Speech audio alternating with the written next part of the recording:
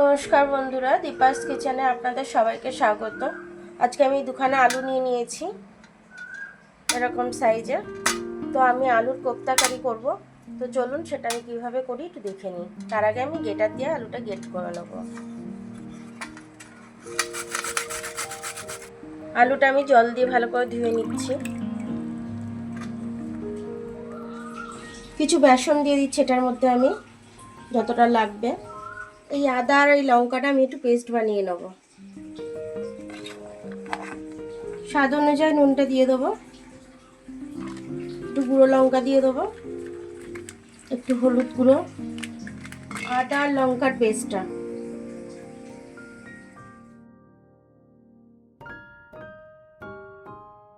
একটু হিং দিয়ে দিচ্ছি আমি এটার মধ্যে। এবার এটা আমি ঢেলে দিচ্ছি এটার মধ্যে।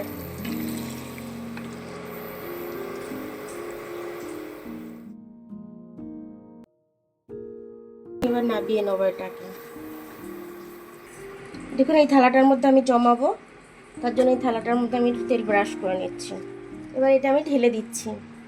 এবার এটাকে আমি চেরিয়ে দেবো। আপনারা যেরকম মোটা রাখতে চাইবেন সেরকম রাখবেন, আমি খুব বেশি মোটা রাখবো না। এবার এটা আমি কেটে নেব।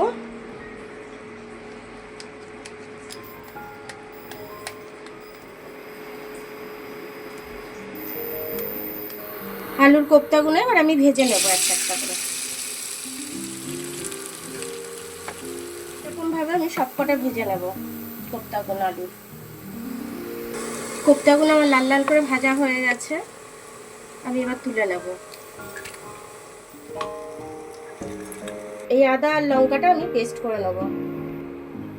এখানে আমি তেজপাতা ফোড়ন দিয়ে দিচ্ছি, এলাচ, লবঙ্গ, দারচিনি ফোড়নে দিয়ে দিলাম, জিরে ফোড়নে দিয়ে দিলাম। মশলাটা দিয়ে খুব সুন্দর একটা গন্ধ ছাড়ছে, মশলাটা দিয়ে দিলাম আমি, আদা আর কাঁচা লঙ্কার পেস্টটা।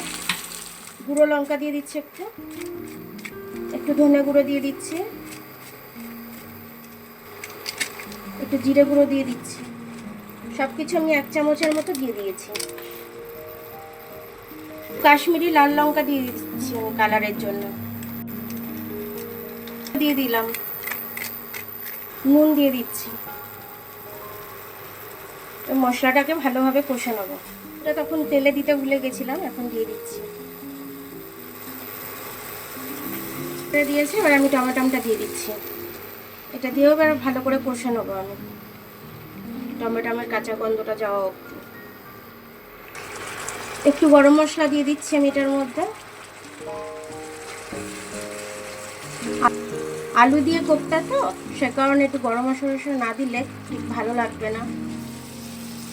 মশলাটা আমার কষা হয়ে গেছে, এবার আমি কড়াটা ট্রান্সফার করে দেবো। একটু জলটা গরম করে নিয়েছি, গরম জলের মধ্যে মশলাটাকে আমি দিয়ে দেবো। স্বাদটা ব্যালেন্সের জন্য একটু চিনি দিয়ে দিলাম আমি। এবার আমি কোপ্তাগুলো দিয়ে দিচ্ছি, যেহেতু আমার ফুটন্ত জল ছিল।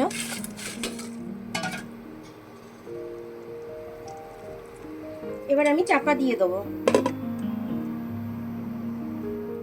খুব সুন্দর গন্ধ ছাড়ছে, আমি একটু ধনে পাতাও দিয়ে দিলাম।